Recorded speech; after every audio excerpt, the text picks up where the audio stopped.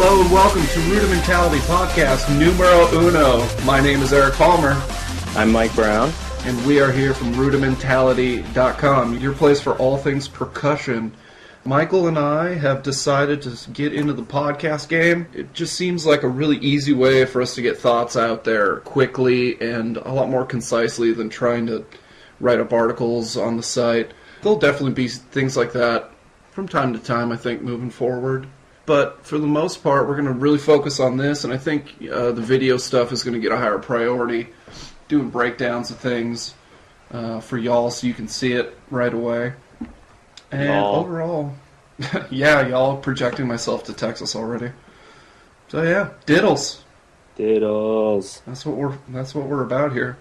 So we actually had a listener submission. Our friend Sam Laram, former student, current badass horn player, formerly of Minnesota Brass and futurely of ? Hopefully Phantom Regiment, we'll see. I was going to say hopefully some regiment in there. Yeah. For those of you that don't know, Michael Brown's got a little history with Phantom Regiment. Mike, you want to give the people a quick recap on that? Sure. Well, a little bit of my background. My first drum corps experience, I marched with Minnesota Brass in 2000. Then again in 2001, and then in 2002, I marched with Phantom Regiment on the snare line. So, went and did that. Hell yeah, bro. And myself, not so much with the junior corps. Made some poor choices as a youth, but have been making up for it with Minnesota Brass the last two seasons, 2011 and 2012. Having a great time doing that, and yeah, just teaching kids. So speaking of teaching kids, we've been collectively teaching now for 16 years almost? Yes, I started in the winter of 04-05. Yeah, definitely. And I started the following winter, I guess? I think you started that summer of 05. The summer of 05, yeah. Sauk Rapids. Out of Sauk Rapids High School. Sauk Rapids, Minnesota, people. So anyway, Sam's question is, he wants to know how we approach teaching a line, specifically how you handle rookies, how you teach basic footwork, how you teach proper technique, and just our general take on approaching a group. And I think he means kind of more from the aspect of having to go into a new school, somebody that the kids don't really know yet, and you have to kind of build relationships up and build, let them know where you're coming from as well. It sounds like he's been floating around a lot doing tech gigs lately. Yeah, that's what it sounds like. He's been hitting up a couple different schools with his brothers, doing some teaching, and wants to just kind of understand, what's a good approach, jumping in blind, how do we look at it and stuff like that. So cool. Well, hopefully we can give him an answer. Yeah, absolutely. Let's just kind of frame this around the indoor drumline season, since we both have a lot of experience there, and it's apropos since the season is upon us, essentially. People are having interest meetings and their first audition camps and rehearsals. So let's start right away at the interest meeting. You're a new instructor. We've both done this before. You go into a room. You got hopefully 35 to 40 smiling faces looking back at you. And what do you say to get them, number one, to show up to that first rehearsal? And number two, just to get excited about the activity. What would you do, Michael Brown? What would I do? Well, what I try to do is I try to get the word out ahead of time. Like this year with St. Cloud All City, we put out some flyers, and I think we did that last year as well.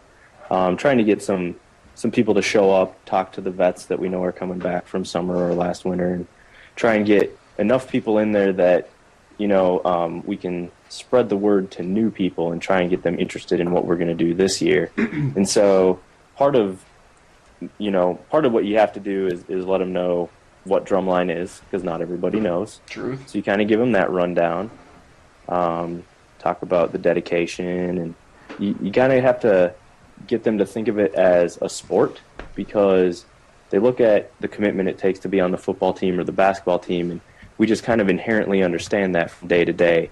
But it takes the same, if not more, dedication to be a part of an indoor drum line, because we have rehearsals, but there's a lot more practice that we have to do outside. And so to kind of get them to think of it that way, I think helps them understand what it is if they don't know. Mm-hmm. And then the sports analogies are always a popular one. Yes. And it fits for the most part. Yes, it's definitely a physical activity. I mean, for sure. Marching around in the summer for a 12-minute show is different than a 6 to 7 minute show indoor or whatever, but it's still definitely a physical activity. There's a lot of hard work that goes into it, and you have to understand the conditioning with that, just like you would for any kind of sport, I think. But then to kind of keep them interested, a lot of times I find it helps to talk about my history in the activity and how it's been a part of my life for more than half my life, and how it was the thing that kind of helped me come out of my shell and become who I am. And also just the fact that it's pretty cool to play some hard notes that no one else can play. Right. So to kind of approach it as, it's something that helped me become me. It's something that's hard work, but it's something that's super awesome to do. I think is important. For sure, dude. I would also add to that with, especially if you're coming in cold and you've never taught that line before, talk to the former instructors if you can get a hold of them. Hopefully their circumstances of leaving were not too dire that you can still get in touch with them.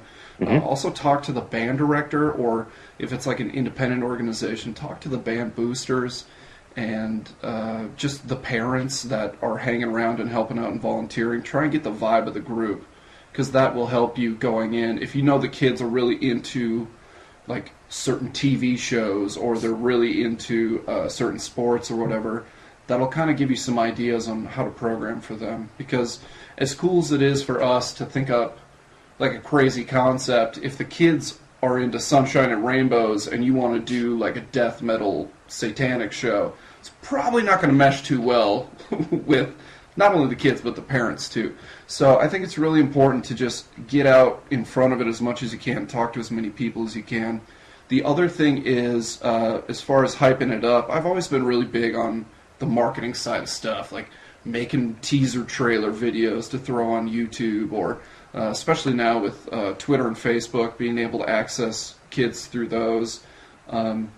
Starting, a lot of people this year are doing these audition Facebook groups, where if you're going to plan to go and audition somewhere, this is mostly for independent groups, but if you're going to go and do that, they post the music on there, or it's like a place you can talk to vets and get information about the line and kind of how things are going to be. I think setting those kind of things up are really important, whether they use it once or they use it every single day. It's always just a good opportunity to have a connection there. Coach. Yeah, I think that's awesome. I know, as far as connecting the group and especially once you get in the season, but at Brass this summer we used the Facebook groups. I think were very handy, using those to absolutely pass information and just kind of the camaraderie that comes with the current. If you think of the current age of people and what people are doing. I mean, when I marched indoor, there were no cell phones. They started coming out, and now everybody has one, and everyone has a Facebook account and stuff like that. So kind of using the media that the kids are used to get the word out, I think is a good thing. Yeah, definitely. Probably the other thing I would do is get as much of a show concept idea put together as soon as possible. Some people like starting basically the week after the season's done. Some people start in September, or even as late as October.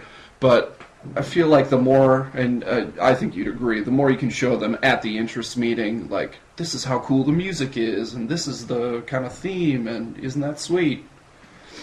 Yeah, this year we didn't have it done. We had 2 interest meetings at SCAC this year, and we didn't have it done for the first one, but I worked with Coach, who hopefully will be on a podcast later on. Those of you that don't know, Coach is Coach Hirsch, famous pit instructor from Irondale and also a ranger, and now St. Cloud All City. Yes. But I worked with him, and we got pretty much the intro, the first 40 seconds or so done, and so we played that for them this past week, and the kids were very interested. They wanted to hear more. They were interested in, right away what kind of drill, or how many quads are we going to have. Garrick from St. Cloud always wants wants to march 3 or more. Absolutely. But Hey, Mike, can we buy a 4th set of quads? We've only got 17 kids. But I'm just saying, you never know. you never know. I love it. Yeah. That's great. So yeah, that's definitely interest meeting wise, preseason wise. It's really important to do that, and then put together sessions where the kids can come meet you at the school, or you have kind of an impromptu like gathering in the park, and everybody brings pads out, and you just kind of get to know the kids and try and teach them some stuff in a not very structured environment, and then that way when they come in for auditions, they feel more comfortable with you, and they're not. Especially if they're coming from a former instructor that's been there a long time, like first thing they're gonna say is like, well, that's not how so and so would do it, or why are we doing this? This is dumb.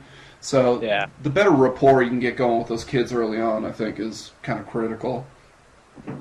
Yeah, I totally agree. Cool. So then you get through the interest meeting. It's time to get into rehearsals and kind of assess where you're at. Let's talk audition process. We've actually shared doing this for the last like 6 years or 7 years, whatever.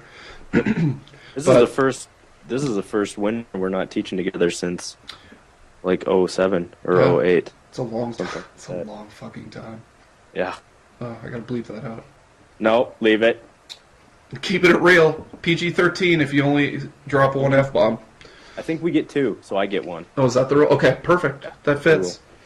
So, get to that first rehearsal. You're doing auditions, and I don't know, we always did, you kind of do the old swap in, swap out method. You have kids go into the front ensemble room, go into the battery room. Ideally, you would like to say, okay, those of you interested in this, go here, and those interested in this, go there. Mm-hmm. A lot of times it tends to weigh heavily one way or the other. So you kind of have to, I find it's better just to go ahead and split the room in half. Because, hey, you don't know who any of these kids are for the most part, or, you have a very slight idea of their ability level, so, just divide it down the middle, number them off 1 and 2, or if you want to do smaller groups, if you have text there that can work with individual sections, do that, and then just start playing the, swap in, swap out game. You've got someone playing a snare and a tenor and a bass, and then play a couple of exercise reps, and you switch them up, and you just kind of get a look at their hands, get a look at their presence in their body, in their face. Like, are they confident in what they're doing, or are they really confused and need a lot of help and a lot of explanation? And that's a tough thing to balance, I think. Yeah, it's you got to read the person, and you got to mix in what they want to play versus what they're going to be successful on. Yeah. So I think, it's definitely tough, and like you said, the ideal scenario would be you have people just go and audition for what they want because you have enough people to do that. Right. And unfortunately, with a lot of the groups, I'm just going to go ahead and say it, a lot of groups in Minnesota, we're not that big. Even, I think maybe Minnesota Brass and RCR are getting to that point where they can start having individual, or they do have the section auditions where they don't necessarily have to worry about, okay, we got to fill this line enough so that these people, so that it's balanced. But definitely at Stock Rapids and at St. Cloud, we always ran into trying to fit what people wanted versus what they were good at versus we only have 20 kids. What do we do? Yep. And a lot of times when you have a lot of kids, it's because a lot of them are new. Yep. Like, a lot of young kids get really excited about it. They saw the indoor drumline perform when they're in middle school, and they show up and they're like, "Yeah, man!" But they don't know what's up. So you have to bridge that gap. So let's talk about audition process. Pretty straightforward. Maybe just add on. You might want to do some one-on-ones. Ask the kid what they want to play. Give them an opportunity to try that out if you have time for that. Otherwise, I've always been a fan of getting kids through the audition process as fast as possible. Maybe 2 rehearsals, depending on how far apart they are, so they have a chance to improve and come back and show you something. Yep. And then I like the 2 rehearsal idea for sure. And then you just make sure that you're confident in your decision. Obviously, sometimes you put a kid on an instrument, they're not excited about it. But it's like you said before, like going through this process and learning this instrument is a stepping stone to figuring out what you really want to do, and if this is really for you or not. And if it is, you're going to love it regardless of the instrument.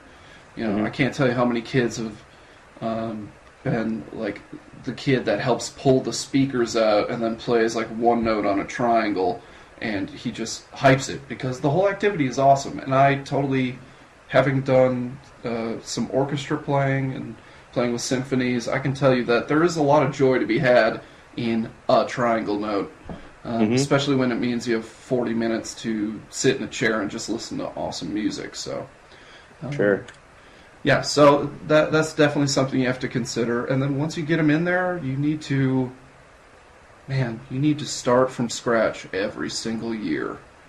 Pretty much, like at least at the Minnesota high school level, I think that's a fair statement. The California high school level, like when you get into the world-class scholastic groups, you know, I doubt they start from scratch anytime. Right.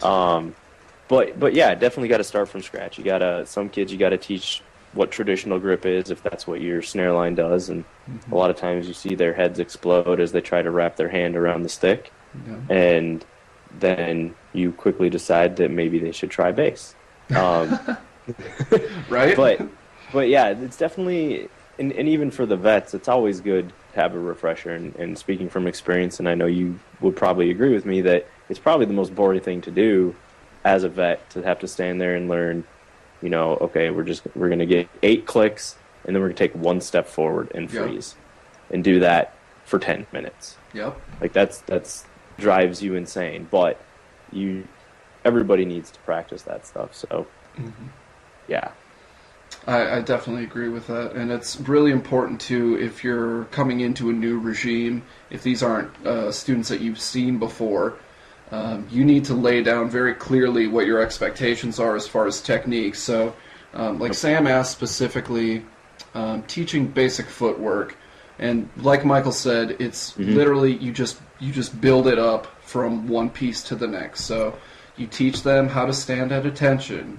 You teach them what diagonal their feet are at. You teach them where their body weight is within those feet. You teach them how to stand up straight but stay relaxed in the shoulders. Yep. And a lot of it sounds really ridiculous and rudimentary, but get it? But you really need to explain it to these students, especially the new ones, because they may have no clue, or for all you know, the last person that was teaching there told them to stand hunched over and bow-legged, and that was the look they were going for. So, and you don't want to be fighting that all season. So it's really important that you take it slow, you break it down from the feet up to the top of their head, including all the angles, the angle of their face, the angle of their body in relation to the wall in front of them. Are their hands open or are their hands closed, and where does it sit? Is it on the seam of the pants? As many details as you can give, it'll be overwhelming for them, but they'll need that information as the season goes on. And as long as you keep being consistent and go back to it over and over and over again, they're going to pick it up faster than you think. And before you know it, you can have some students, especially ones that don't know they can't do it, are going to do really well. Yeah. If they put a lot of effort in. We've seen that with a couple students even just last year. Some kids that came in that didn't know too much about the activity but really excelled. So that's really important, teaching basic footwork. Then you want to build it up as far as, building some marching exercises in. Yep. 1 step, 2 steps. Are you doing toe-down approach or toe-up? What's your crabbing style? Or, for some people still like having cymbals do a slide step. I personally think that is ridiculous, and everybody should just move the same way. But, hey, for some people it works. For me, it makes me want to throw up. So, so you do that, and then you feel free to come up with your own interesting exercises. Instead of doing 8s across the floor, you do, 12s, or you do 13. I would recommend doing it in a consistent, even number, so that you don't have kids going from a left foot step off to a left foot close or something. They're not ready for that, and it's a waste of your time. Like, don't... Unless you do weird stuff like what we're doing this year, where it's in 7/4. Oh, you doing some odd meter? Okay. Then, yeah, if it's... that brings up a good point. If it's in the show, come up with an exercise for it. Yes. So, Michael, Sure. tell me about that. So you're doing 7/4 this year? Yeah, this is what happens when you tell Coach, hey, do stuff, and he comes up with it all on his own. Right. If you remember Be That's Like awesome. Water year, it was 4/4, but it sounded like 7/8. Yeah. Opposite this So- time? Kind of. He just likes to do... I remember him saying this. He likes to write things that don't feel like the meter they're in. Mm. If that makes sense. And Interesting. when I told him, when I first listened to the song, or to the intro stuff he wrote, I thought it was in 5/4, just based on how I was hearing the groupings. Okay. And when I told him that, he's like, all right, sweet. And then through our conversation, I found out like 5 minutes later, he's like, oh, by the way, it's in 7/4. I'll send you the music in a second. Oh, So boy. he didn't even validate, or he validated to me that it was in 5/4 by saying, okay, sweet. Like, oh, you interpreted it correctly. Instead, what I should have known is I interpreted what Coach intends, which is a different feel regardless of the meter. So it's in 7/4. I think it'll work out pretty well. And then do you plan on building like a basics exercise around that? I probably will. I'm trying to think of how we can most utilize that with the show concept as well, and I think we can do a lot of stuff where it's fast enough at least for the intro that we're not going to do like kind of like what you would do with 7/8, where you do like 1 2 1 2 1 2 3 and have like kind of the pause step in there. Right. Or 1 2 3 1 2 1 2, something like that. Yeah, I don't know if we're going to do anything like that. I mean, it is fast enough. We might be able to do it if we're going to do like a weird halftime kind of thing. Yeah. But Oh. I'm definitely going to work it in somehow into a marching warm-up. For sure. You know, it'd be really hot halftime style doing 1 2 3 1 2 3 4 or vice versa. That would look pretty interesting. Yeah. I don't It's think I've Right seen now that the in a long tempo, time. yeah, right now the tempo is 185 Oh, for the intro. So nice. it's fast. Moving, son. Yeah. I like that. So yeah, that's a great way that you can incorporate things early on that'll help set you up for success later in the season within your show, and that is something that I feel like is really important as far as the writing of the battery beats and the exercise book too. If you know you want to play a lot of paradiddles in your book, then just put them in your exercise book. It's kind of a no-brainer, but you'd be surprised how many people decide that I'm going to make a cheese chutney grid for everybody to learn, and that's going to be our 8th exercise. And then you don't play any cheese chutneys the entire show, so it's like, well, what are we doing here? Why did we And just some other do that? people, like Tom Reimer, he and I had a discussion the other day, which is going to be a future podcast after its process. Tom Reimer is the head judge for the Minnesota Percussion Association, but he also does some instructing at Eastview High School, Minnetonka High School, and so he was talking about the idea of holistic education, and like instead of just being like, okay, I need you to play flanger eggs, flam fives, paradiddles, and grandmas. Like, instead of just teaching those 4 skills and zooming in on that, he was talking more about preparing them for the next step, be it coming back next year or whatever, and trying to be more well-rounded as far as your exercise book. Personally, I think either way works. It just depends on you as an instructor and that group of kids. Like, some groups of kids are only prepared to learn very specific skills that relate to the show because they're also in National Honor Society and they're, in AP classes, and we deal with that a lot around here. Yep, for sure. And some other kids have more time, or they have, I would say that's a better setup for a school that has like a more percussion-focused program within it, say a percussion ensemble or a world drumming group, or like somebody at the middle school and or high school level that is really invested in helping those kids get more opportunities in percussion. But if you don't have kids for that, I would say, for the sake of your program, probably best to just focus on the skill sets you need and just kind of build off of that. I'd agree, for sure. So, yeah, so we talked diddles, we talked, basic footwork. The other thing Sam was asking about was proper technique, and I'm assuming he means visually and playing wise, and we already pretty much covered the visual. If you want to know more about mine and Michael's approach on teaching visual, be it just things like what degree angle should I have my toes apart, to how do you come up with ideas for drill, any of that kind of stuff, you just email us, find us on Facebook. We've got a brand new Rudimentality fan page that I created before the beginning of this podcast.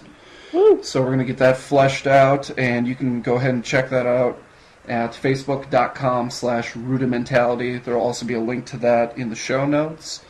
And just let us know. I mean, we're happy to answer any questions you have, and if you think it's something you'd like to hear on an upcoming podcast, definitely let us know that too, and we can throw another one of these together.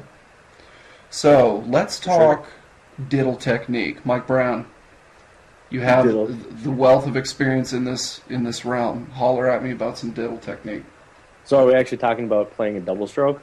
Well, not so much that. Let's talk about how do you get kids to hold the stick properly and keep holding it properly, or let's talk about ways that you reinforce your own methods. Sure. Well, we put together a kind of like a handbook a couple of years ago.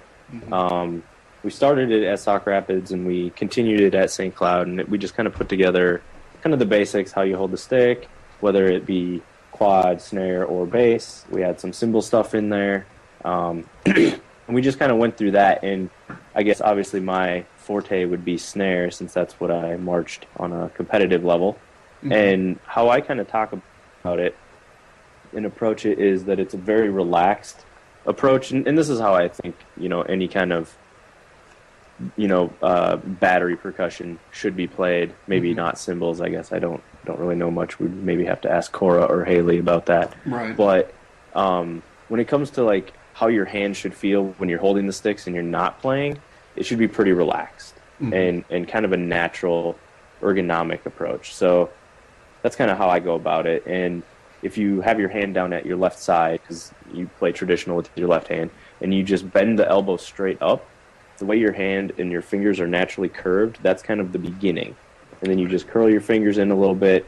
You place the stick, obviously, between your thumb and your forefinger pinched in the webbing. Kind of. It's hard to explain this without having a visual aid. Didn't you cover this on the website earlier? Yes, there is a video, actually, on rudimentality.com. Yeah, if you go to rudimentality.com/videos, I think it's videos, not video. Yep. I'm going to look just to be sure. Yeah, it's video. And on there I have singular.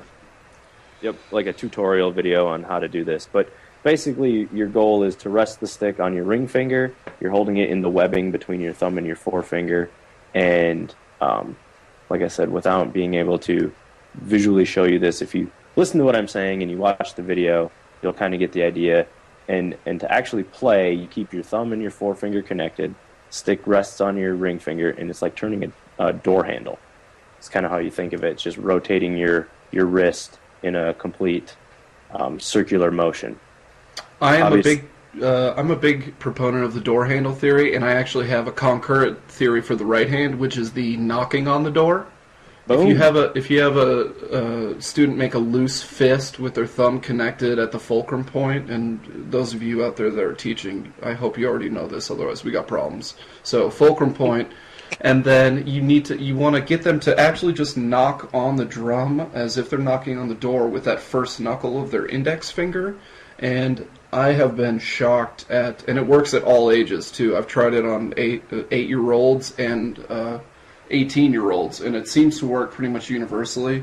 And what it does is it gets them to do that kind of relaxed swinging motion with their wrist as opposed to their arm, because if you get them to pretend to knock on a door with their arm, they look ridiculous and they feel ridiculous. So then when you translate that to the horizontal plane, they realize that, oh, well, this is the right way to do it. And I don't look silly now by flailing my arms all over the place and doing the chicken wing thing. So I think analogies within reason are a good idea.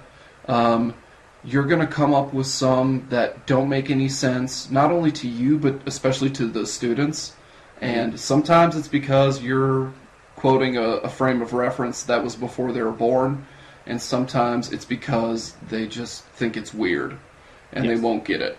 So be ready to get some weird looks when you throw some analogies out there. And, you know, what's important is you keep a sense of,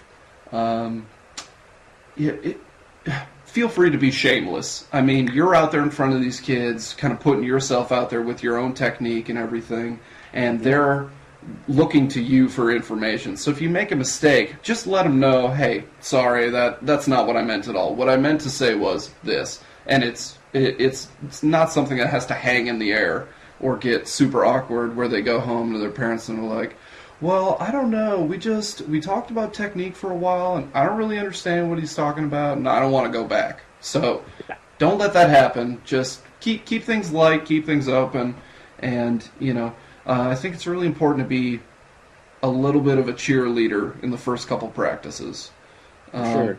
That is a lot of, especially new instructors, younger instructors are used to, you know, say they just came off a tour of junior corps or they were performing at a really high level somewhere at a high school group, and they're used to not just high level instruction, but maybe some little intense instruction, and they want to jump in there and start yelling and being like, what's up with your left hand? And, oh my God, I can't believe you're doing this right now.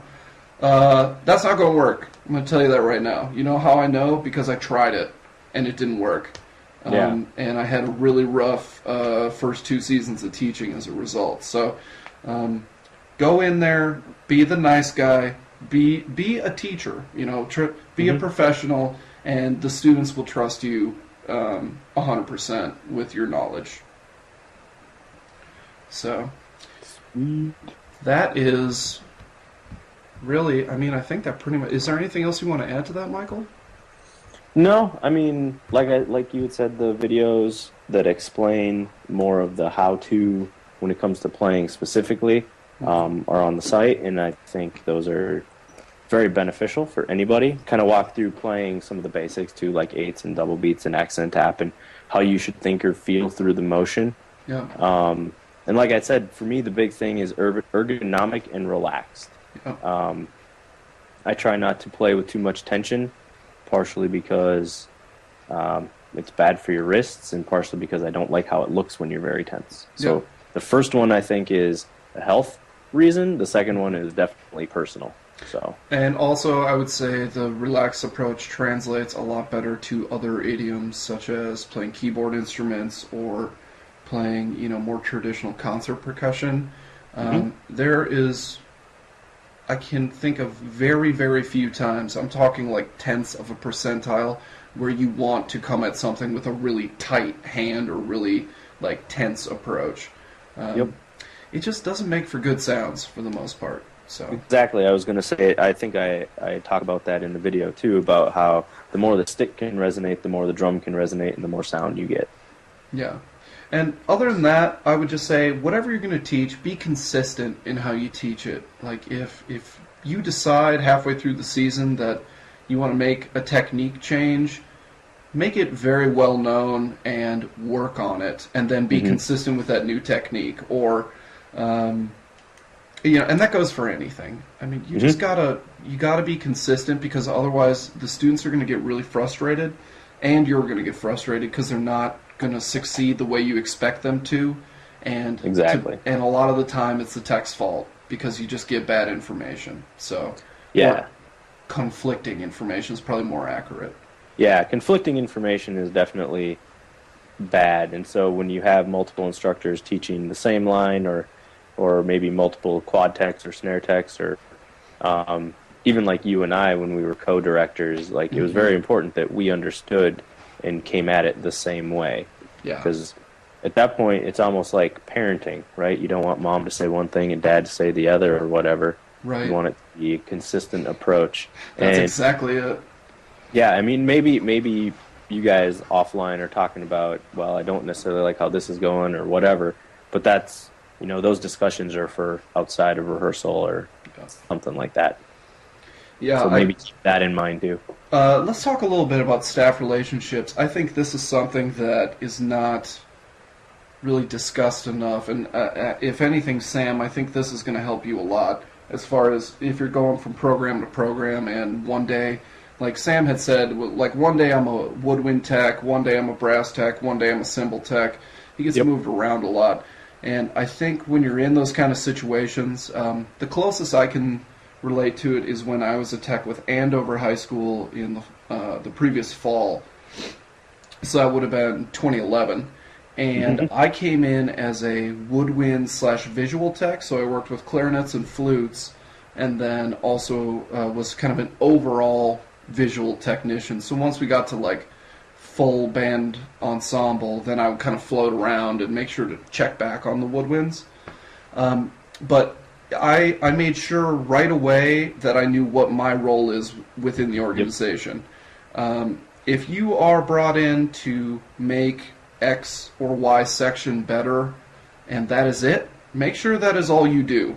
It is not, unless you are directly asked to like give input or feedback on like a show idea or a musical selection, I'm just going to make it blunt. Shut your mouth, because that is not the place, and you're going to make more friends by knowing your role, and you're going to get better opportunities in the future by making sure you don't cross over into a space where you really don't belong. So, like, when I was that woodwind tech and visual tech, when I was with the woodwinds, that was my only priority. I wanted to make sure they had good intonation. I wanted to make sure that they were not, all breathing at the same time during hold, so that they could get maximum volume. And overall, you want to make them, whatever section you're working with, you want to make them feel special.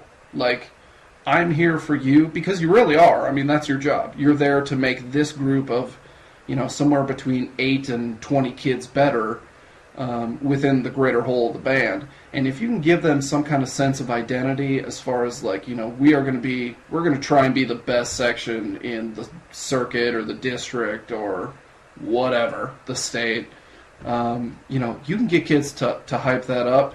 And then if things come down, like, we don't like this visual that you put in, mostly for percussion, let's say, but or we don't like how it's too loud here, it's not loud enough here, just make those fixes. It's not your job to, like, massage that or be like, hey, they don't know what they're talking about. You need to still support the higher-ups and, like, let them know that, we're awesome, however, they want to do it a different way, and we're going to do it a different way, and we're going to do it the best we can. So I would definitely say to do that. If you are involved on the creative team, communication is huge. I mean, we've had a unique situation where there's been a very small creative staff over the last couple of years. But even, like, when we were with Sauk Rapids, we were not by any means the head creative force there. So we had to still acquiesce just like anyone, and we would have input. But if the director didn't feel that was the right direction to go, we just, you still make the best of what you have, regardless of how you feel about it. Exactly.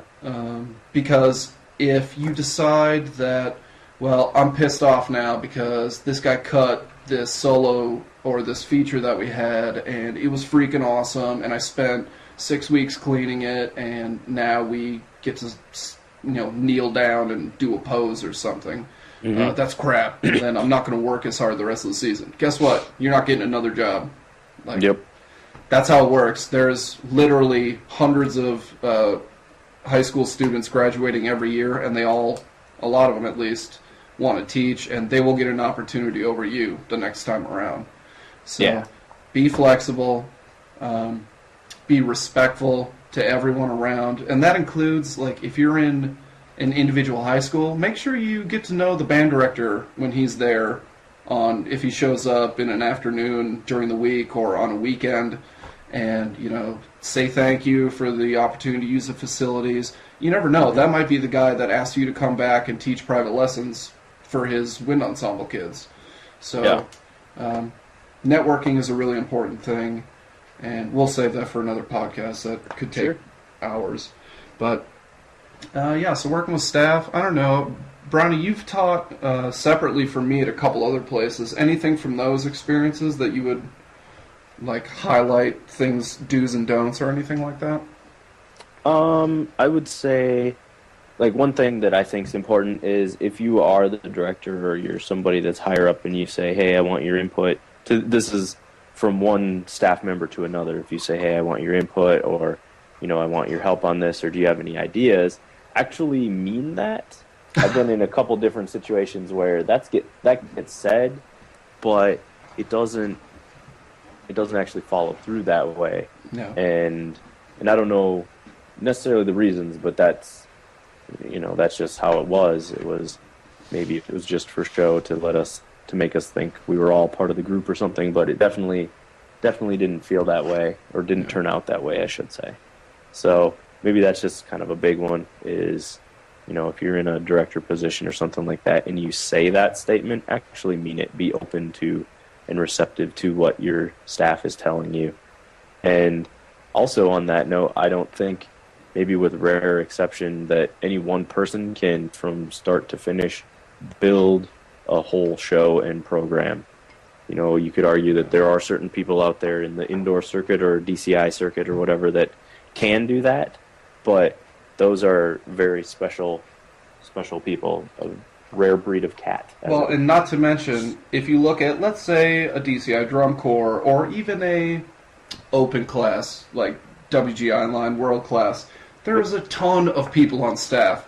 And not just techs, but, you have a visual designer, you have a musical arranger. Sometimes the same dude does the front ensemble and the battery. I feel like that's getting more and more rare. Yep. And you're going to have, let's say, you're going to have a choreographer for your body movement, and you're going to have a lighting guy, and you're going to have a sound technician. There's going to be a whole lot of hands in that pot. And, yeah, a lot of times people don't realize, they're like, I want my own drum line. I want to be a director, and I want to hire a staff, and blah, blah, blah. But what they really want is to write a show. And yes. I think a lot of people don't realize that being a director is not, and probably, in my opinion, should not be the same thing as a creative staff member, because there is so much to deal with, paperwork-wise, band booster-wise, parents-wise, kids-wise. There's a ton of things that come up throughout the season, and you need to focus on that first. And what happens is all the emphasis you put on creative gets put on the back burner, and you never really put 100% into it, and you're going to end up with a subpar show. It's really hard, and you and I have done this. This will be your third year doing it at St. Cloud, and we did it for 2 years previous, and being co-directors, even with two of us doing the job and trying to write a show in conjunction with 1 to 2 other people, man, it was rough. And we did okay out in Dayton with a really tiny group. But if you want to be meddling every single year when you go out to WGI, you have to trust your staff and you have to let them do their job, in my opinion. Yeah, I definitely agree with that. Yeah, and just, if you're the guy that needs to book the hotels, book the best damn hotels you can. Let's make it nice. I'm talking buffets, talking hot tubs. Make sure your people can max and relax while you're out there at least. Have some fun. For sure. So, yeah, I can't really... Man, I feel like I don't think Sam had much else. No. I think we covered everything he wanted. Probably he did ask about rookies versus vets, but I think we covered that just kind of with you kind of start with basics, your general approach to the marching. I guess one more thing to say on rookies, if we're going to talk about them specifically, is if you got them in the drum line, then you've already won.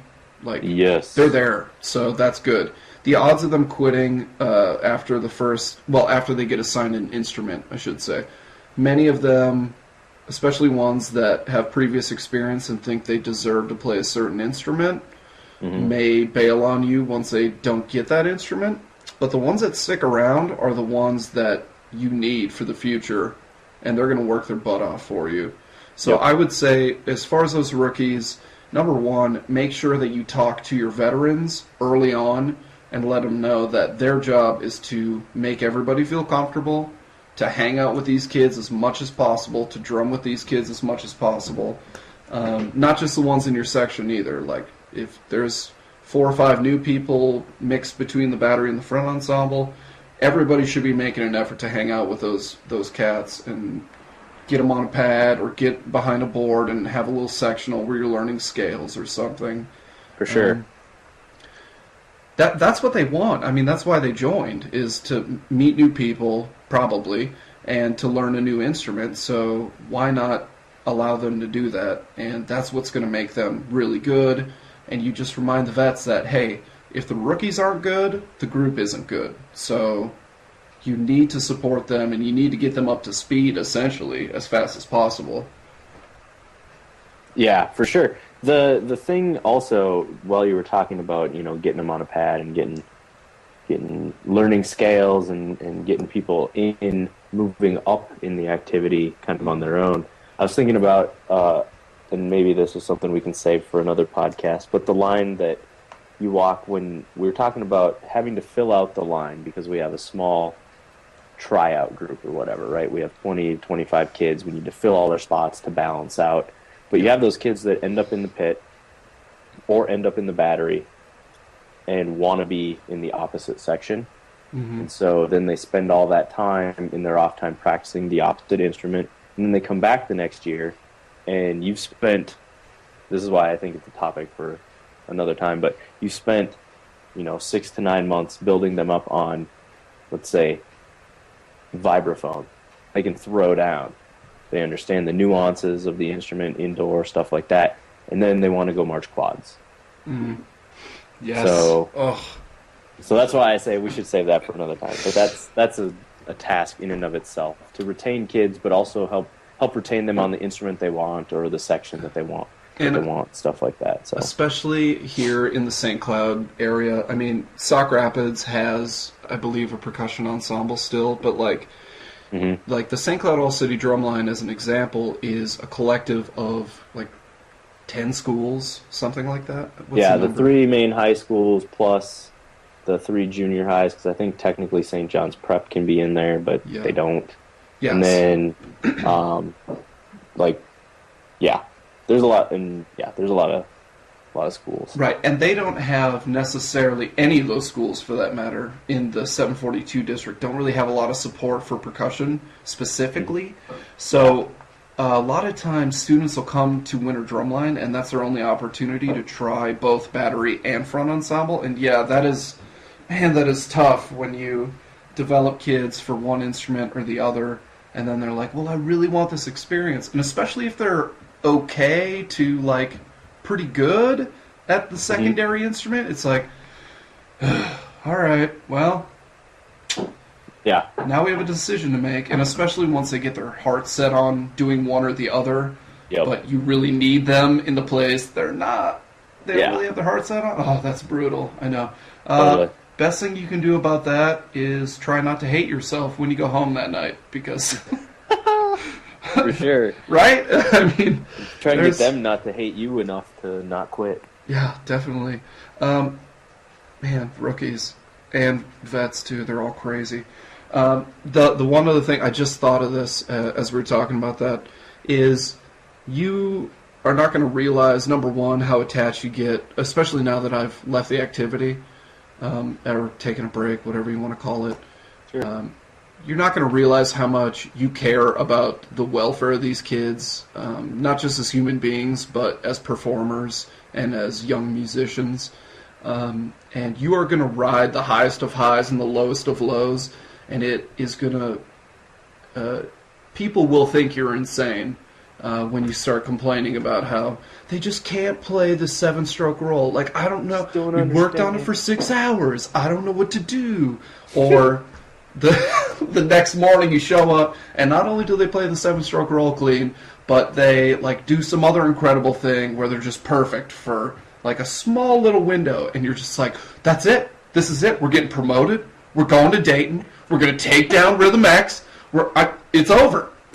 We've got this locked up. And then the next week, somebody's going to forget to bring their drum to rehearsal, and you're going to realize, nope, they're still just kids. So I guess what I'm trying to say is, don't ride the wave too hard. I think it's important that you try and find some kind of a middle area where the students never see you too high or they see you too low. And if anything, they see you happy all the time. Yeah. Like if you're going to choose a route, go happy all the time. If you want to go kind of middle of the road, then just make sure you're bringing a lot of energy so that even when you're trying to clean the same thing for over an hour and it just has to get done because you got a show the next day, make sure you keep it high energy and you keep them focused with their eye on the prize. Because and it will take way more out of you than you expect, but it will be worth it, in my opinion. Just give those kids hope, and they will achieve.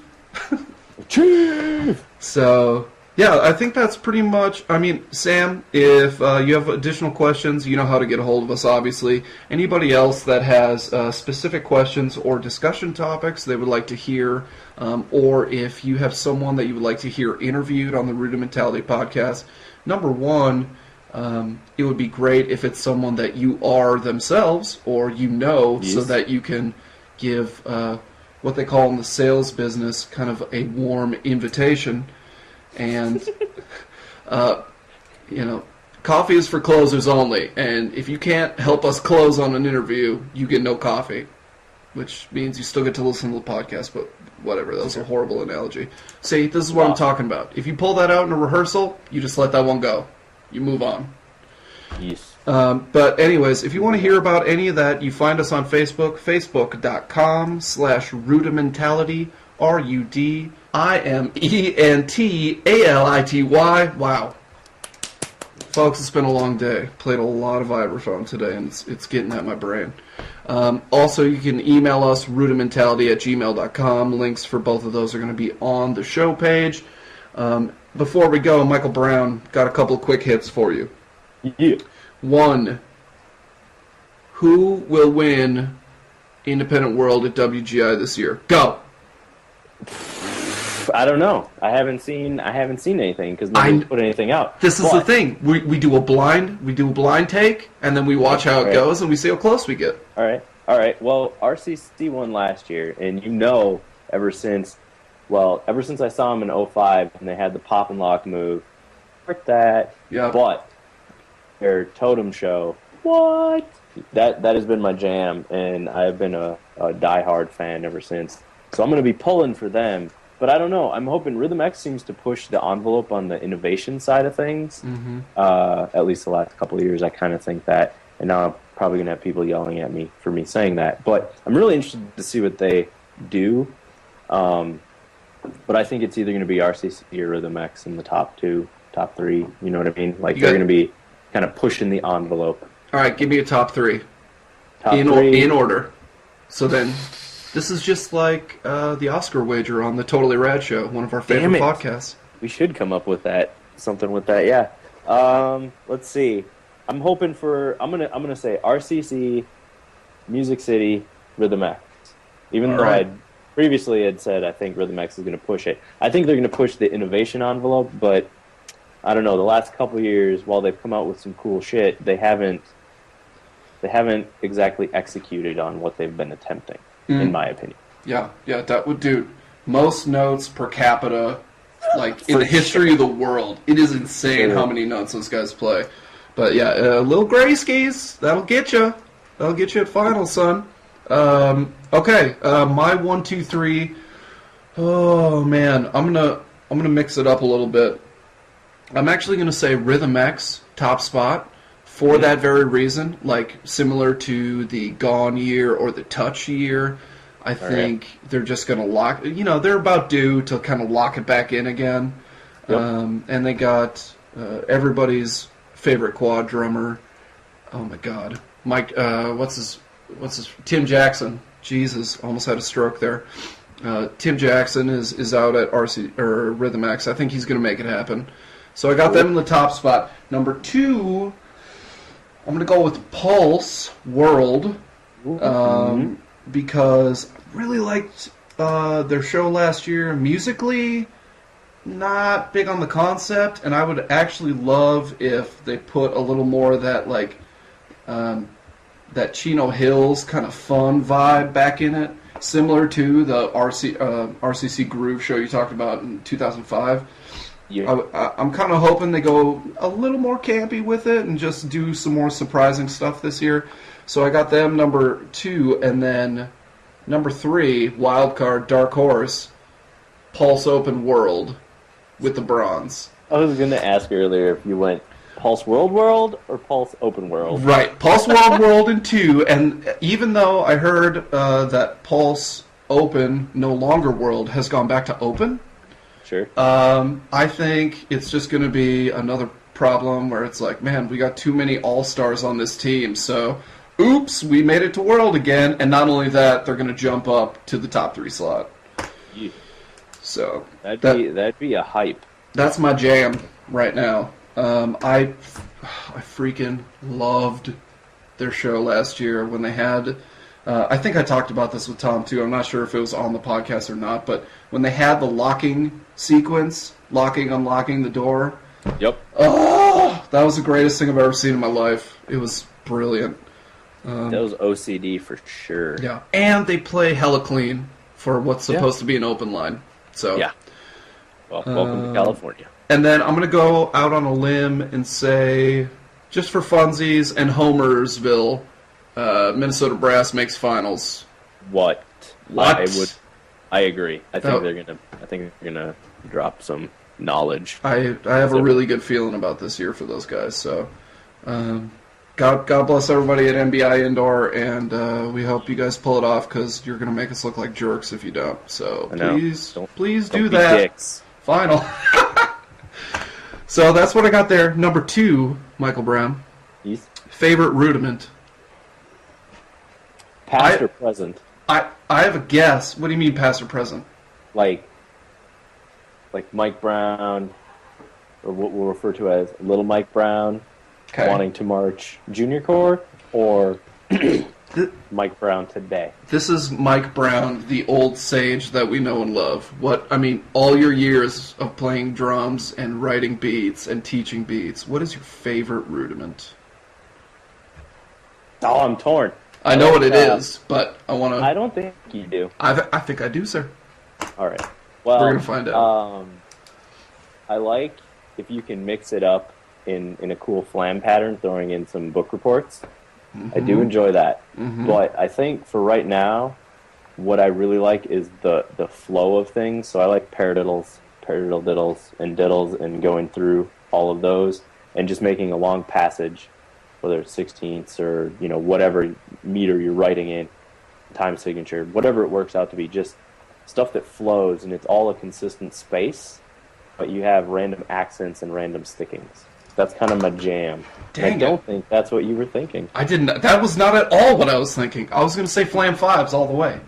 Oh, that's what I'm saying. That would be Little Old Mike Brown? Yeah. Little Mike Brown wanted to march Junior Corps. It was all about flam 5s and flam drags and just playing them as fast as you can. This is why our new logo on the Rudimentality website has a flam drag, because it is my favorite rudiment. I think it is. I can't play them that great, especially above like 140. But who can these days? I mean, we're getting old, bruh. This is something that hopefully someone calls me out and makes me work them back up. But when I was a sophomore in college, I could play them in triplet form at 200. You cray. I know. You cray, son. Now I'm going to have to work them up because someone's going to want a video. Yeah, somebody's gonna... please, somebody out there. This is how we get listeners, people. You call Mike Brown out. He does a challenge. He either succeeds or fails. We all win. More people coming to rudimentality.com. That's what we need. I kind of like this. This actually might bring back the B5 auditions videos. You should do that. I think I will. Wait, you mean the ones where you tick? Oh! Oh! Oh!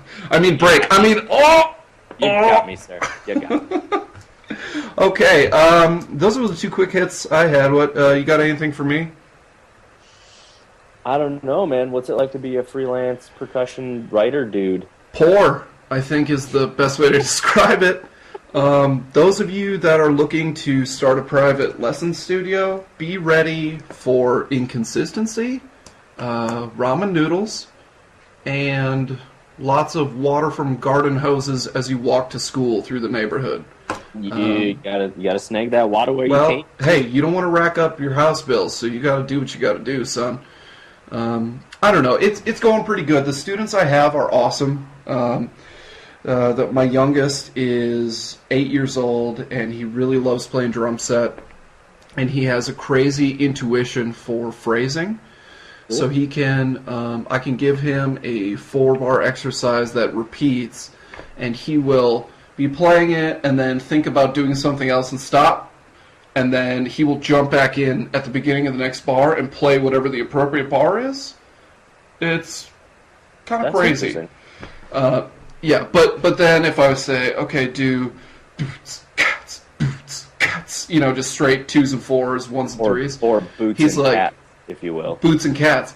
Boots, cats, boots and cats. Yeah, love exactly. That. I'm going to find the link to that video so people can check that out, because that is amazing. But anyway, so I'm giving him that beat, and then he'll come back and he'll go, cat, and I'm like, what? How'd you come up with that? So, nice. But he still phrases it appropriately. So I'm like, just keep going. We'll teach you how to learn actual rhythms by rote later. And then I've got a couple other dudes that are focused on rudimental percussion, playing some snare drum and stuff, and they're doing great. I mean, it's really nice when students practice, which that's another thing for young instructors. Hammer that home, because students don't practice. Especially high school kids. And you don't want to be teaching beats at every rehearsal. So find some kind of quote-unquote motivational system, whether that's physical or, some other kind of like incentive program where they get candy if they actually practice. I don't know. You figure it out. I will give you candy if you play diddles. Hey, it works for some kids. I've seen it done. But it happens to us at brass. Like, we play good for Jody doing the brownies and the other Rice Krispie treats and whatnot. So find a way to do that, because kids don't practice, and that's not been a problem thus far teaching private lessons. Well, that's good. The kids I have work really hard, and and they're consistent. They actually come back from week to week. It's the other thing, if you start teaching private lessons, do not expect kids to stick with it, and also don't expect their parents to be like, oh no, you will take private lessons, because guess what? No. The parents are the ones cutting the checks, so they tend to agree with the students when they get either burnt out or give up. So that has been my experience with the private instruction. School overall, those of you that aren't familiar, I'm in the 3rd year of a music education major at St. Cloud State University, focusing on percussion. And I'm getting to the point right before what they call the ed block, where you basically do education classes for like 8 or 9 hours straight a day. And so right now I'm finishing up what would be considered more the music side of the music education program. So my days are mostly spent practicing, which I missed terribly the last 2 years with my previous real jobs. And also playing in a ton of ensembles and just digging into like music history and theory concepts, finishing out all those tracks so that by the time spring and next fall come around, it's just, here's what you need to know to be a teacher, now go teach. So that has been really awesome. I'm getting a lot better really fast, and you're going to see some other quick hit podcasts. I don't know what to call them yet. Maybe daily meditations, where it'd be like 15-20 minutes, and I'll just kind of talk about my experiences over at St. Cloud State, what kind of revelations I have in the practice room or in lessons or what have you, just to give some of you that are interested in that track a little insight, because it is not what you expect. Especially if you want to do music education, there are a lot of facets that I didn't plan on having to learn about, and particularly on the education side. And now that I do, I think I'm an infinitely better teacher than I was before I started. Cool. Even with just the very first onion layer of knowledge on that front. So, digging it. Very good. How are you with the computers, diddles, and whatnot?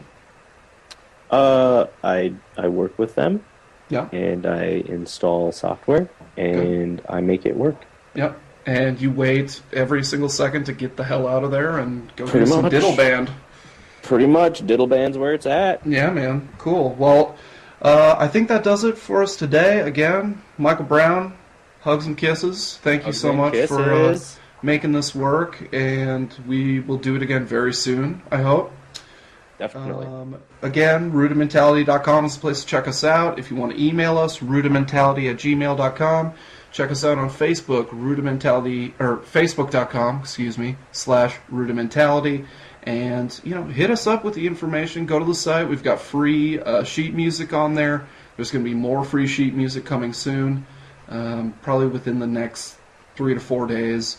Most of you will listen to this on Friday, October 5th. So know that within the next week there's going to be some new stuff coming. And we're going to keep doing features, keep doing podcasts. I've got... in the can, I have interviews with Thomas Reimer, head percussion judge for Minnesota Percussion Association, and also Dr. Terry Vermillion, who is the head of the percussion studio at St. Cloud State, and who I take private lessons from. And that interview is incredible. If you want to talk about a guy that really, if you met him on the street when he was in high school, had no right being a percussionist, he has made an incredible living for himself in music and is an amazing teacher and performer. And if you want to get some insight into his process, you got to check it out. I mean, we talk everything from growing up in the forests of Montana to studying in Indonesia to studying with Peter Erskine, and then eventually coming to St. Cloud State. I mean, it's crazy times. He has seen it all.